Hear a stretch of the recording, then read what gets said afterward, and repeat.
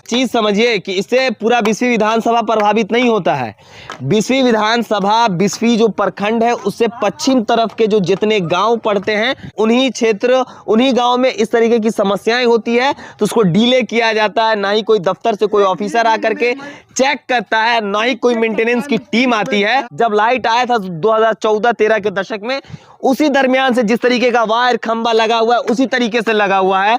11,000 का खंबा जो होना चाहिए था वो मजबूत खंबा होना चाहिए था, डिस्टेंस कम होनी चाहिए थी, मगर वैसी कोई सुविधाएं नहीं दी जा रही है। उसी टाइम का जो खंबा है 100-100 मीटर दूर पे, 50-50 मीटर दूर पे, 80-80 मीटर दूर पे वही पुराने जमाने का जो वायर लगा हुआ है वो वायर अभी तक लगा हुआ है। तो हल्का बारिश हो या हल्का तूफान हो वो टूट जाता है। टूटता है तो उसको टेम्परेरी सिर्फ और सिर्फ रिपेयरिंग किया जाता है, परमानेंट उसका कोई सॉल्यूशन नहीं तलाशा जाता है। अगर परमानेंट सॉल्यूशन नहीं तलाशा जाएगा तो हर दिन, अब आ गया है आंधी तूफान का समय, हर एक दिन आधा घंटा तूफान आएगा और 4 दिन लाइट गायब रहेगी। तो सोच लीजिए जो जनप्रतिनिधि है, जो दफ्तर में बैठे हुए ऑफिसर है, उनकी खैर नहीं होने वाली है।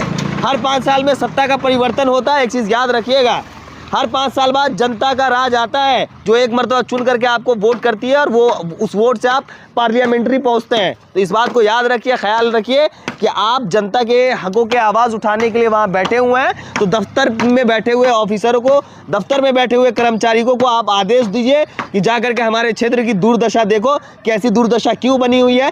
आधे घंटे के लिए तूफान आता है और पूरे 48 घंटा, 54 घंटा, 50 घंटा, 80 घंटा, 70 घंटा के लिए लाइट गुल हो जाती है और इस तरीके का टूट जाता है। अगर बताइए, इस तरीके का अगर टूट गया हो ये बिजली का तार, अगर क्षति पहुंचती है, अगर कोई मर जाता है इस तार में लिपट करके, करंट से अगर कोई मर जाता तो उसकी जिम्मेदारी किसकी होती?